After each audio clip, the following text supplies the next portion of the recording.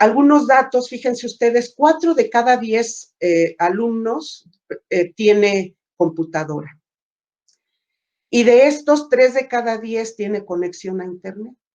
Entonces, esta brecha digital, lo que se refleja en estos momentos son las condiciones de desigualdad en las que arrancan las clases a distancia. También estas clases es trasladar los contenidos de las clases presenciales a la pantalla. Y como ustedes ya también lo mencionaron, tarea, en el caso de la educación básica, que recae en la mujer, la madre, que además atiende la casa, si trabaja fuera de casa, pues atender las cuestiones laborales o salir a trabajar. Esto genera una situación de mucha demanda para algunos sectores de la población, como son las mujeres. Y como bien lo decía Claudia, la violencia. Yo he estado revisando los datos y cada hora 155 llamadas de mujeres que están reportando violencia. Entonces, este es el escenario institucional. Las autoridades decretan estas formas de trabajo, que en esencia es darle continuismo a las clases presenciales sin tomar en cuenta esta brecha digital, y surgen prácticas pedagógicas emergentes que debemos reconocer la importante tarea que realiza un profesor y que necesita estar formado para llevarlo a cabo. La madre apoyaba antes en las tareas, pero ahora se convierte en la profesora de los hijos. Y si tiene 2 o 3 hijos en escuela, en diferentes niveles educativos, pues esta tarea se complica mucho más.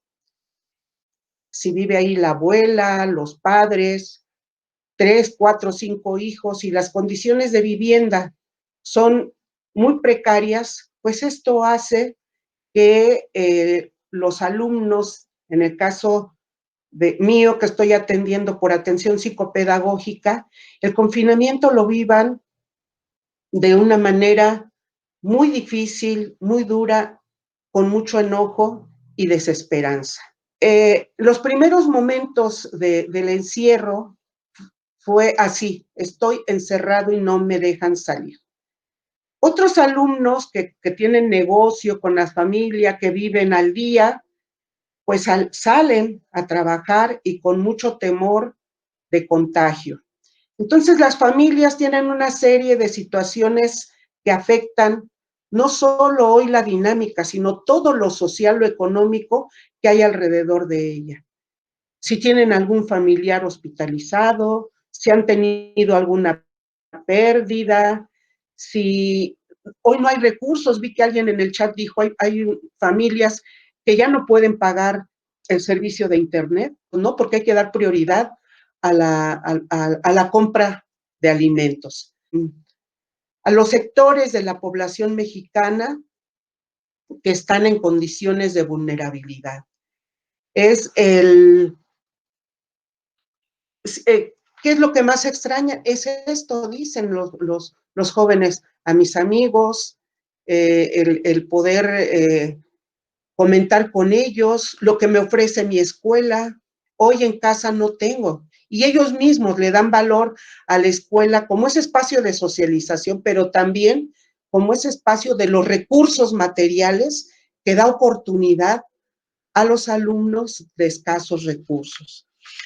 Y bueno, regresando a nuestra participación en el campo de la orientación educativa, y no solo eso, sino de la docencia, de la tutoría, ¿cómo vamos a regresar a clases? ¿Qué vamos a hacer? ¿Cómo vamos a empezar a desarrollar los contenidos? Tenemos que reconocer que mucho se ha hecho. Mucho se ha hecho, pero falta trabajar más. Tendremos que renovarnos, replantear los modelos, los esquemas con los que hemos venido trabajando. Y también formarnos, más allá de decir capacitación, yo digo que debemos formarnos de una manera autónoma y permanente, una coformación con nuestros compañeros. A veces las formaciones que se ofrecen en nuestros ámbitos, decimos, pues sí, ahí está el curso, pero no me ayuda a resolver estas situaciones. No esperemos a que la institución nos dé todo. También entre nosotros hagamos este ejercicio colaborativo de coformación con nuestros colegas. Y me parece, para ir cerrando mi participación, que el cierre de las escuelas fue el cierre de un espacio de vida juvenil, que no es posible llevar la pantalla a las, o mejor dicho, no es posible transferir la pantalla a todo ese espacio de convivencia escolar. Y entonces, ¿cómo vamos a regresar? ¿Qué vamos a hacer a nuestro regreso? ¿Qué tareas tenemos? ¿Qué tareas tienen las autoridades educativas y nosotros que somos los que nos enfrentamos a la realidad y vemos cuáles son las necesidades de los alumnos? Con esto yo concluyo mi participación. Gloria Olvera dice, algo que no hemos reparado es la atención de aquellos jóvenes que son migrantes o se encuentran de intercambio académico. ¿Qué es de ellos? Dice. Bueno, pues aquí en la UNAM lo que se ha dicho es que se han abierto todos los apoyos psicológicos, lo cual es muy bueno. Hay una gran variedad de servicios, pero yo creo que no es suficiente. Nuevamente, lo que decía Claudia, esa soledad a la que se han enfrentado algunos alumnos, algunos tuvieron oportunidad de regresar a sus casas, los que son mexicanos, pero los estudiantes extranjeros efectivamente tienen una condición diferente, seguramente difícil, y ahí me parece que la figura del tutor cobra una relevancia grande. Es quien debe ponerse en contacto e ir acompañando a este alumno, no en clases, porque parece que eso es lo que priorizan nuestras autoridades, el que se cubran los objetivos, el que se cubran los planes de estudio. En este momento, y en especial para algunos estudiantes, es acompañarlos. Claro. Quizás nosotros nos abocamos más en el aspecto de la educación, pero quizás la problemática de la educación sea un síntoma del sujeto o de la familia.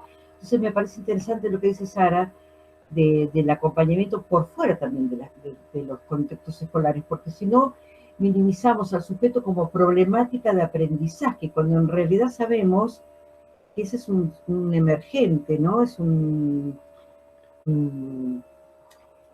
que no debemos acotar el producto subjetivo y quedarnos solamente con la reparación de lo académico, porque no puedo dejar de mirarlo como psicóloga y creo que esos son emergentes sintomáticos. Por eso me parece interesante, Sara, lo que decías, de la figura del tutor también por fuera de los espacios académicos, porque si no, queda por fuera mucha gente que no tiene inclusión educativa, ¿no?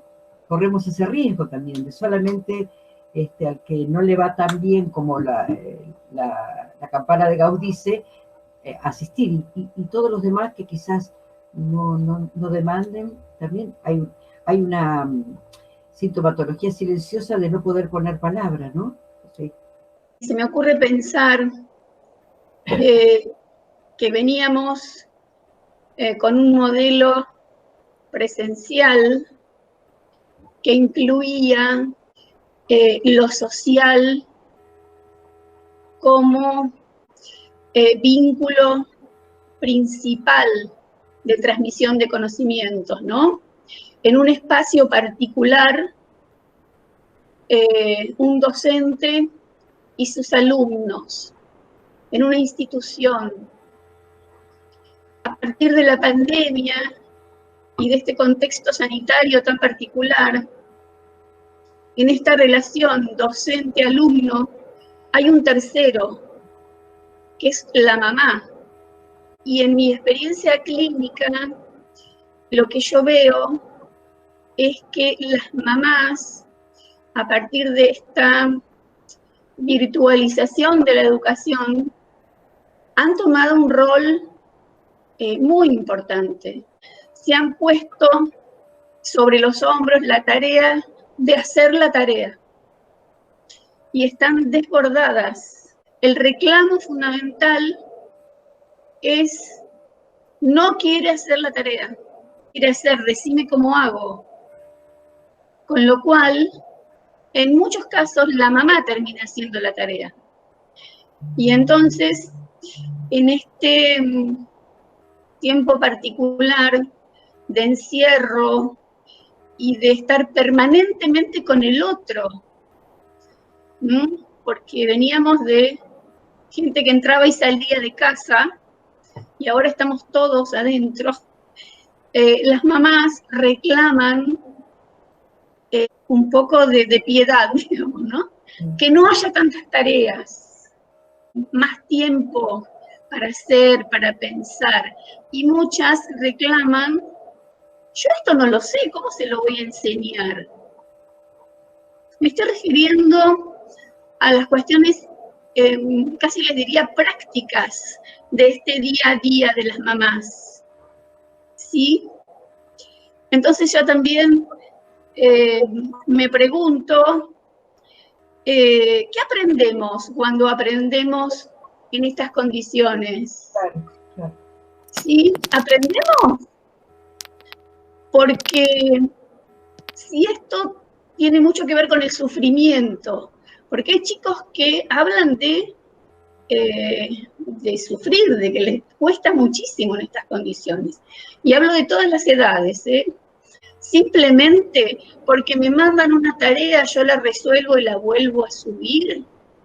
¿Dónde queda este ida y vuelta con el docente que explica, que me mira, que me escucha?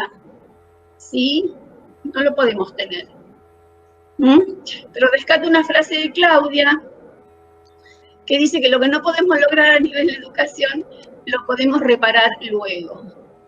Y entonces yo planteo, ya estoy pensando, para cuando esto sea un poco tecnológico y un poco presencial, de qué manera nos vamos a apropiar de lo que tuvimos que aprender en la virtualidad y lo vamos a capitalizar como un aprendizaje valedero. Porque son tiempos difíciles y me parece que lo fundamental es que nos comprendamos.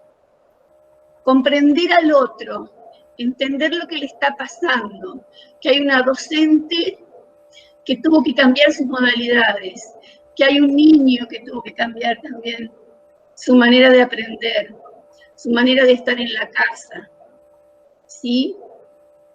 Y hay una familia que también tuvo que cambiar. Pensaba en esta cuestión de la disponibilidad psíquica que es necesaria para poder aprender, ¿no? ¿Cómo se va a vehiculizar el deseo de aprender en ciertas situaciones como esta? Es algo de lo que por ahí en las primeras reuniones que teníamos con el equipo del Servicio de Orientación Educativa donde trabajo, nos planteábamos, ¿no? El Ministerio de Educación bajaba cantidad de material y de pedidos de que no dejemos a los estudiantes sin actividades, sobre todo al inicio, digo, ¿no? Del aislamiento. Fue bastante estresante y lo que planteábamos, sobre todo desde el equipo y cómo poder entablar un vínculo con el conocimiento, con el objeto de conocimiento en esta circunstancia, cuando nadie sabía muy bien qué iba a pasar, cómo íbamos a hacerlo, y además las condiciones del hogar muchas veces no lo permitían, porque estábamos todos preocupados por otras cosas. El motor de los aprendizajes es el deseo, ¿sí? Parece que aquí el deseo está como diluido, porque hay otra demanda que no es la que conocíamos, ¿sí? Ahí me parece que tenemos que trabajar.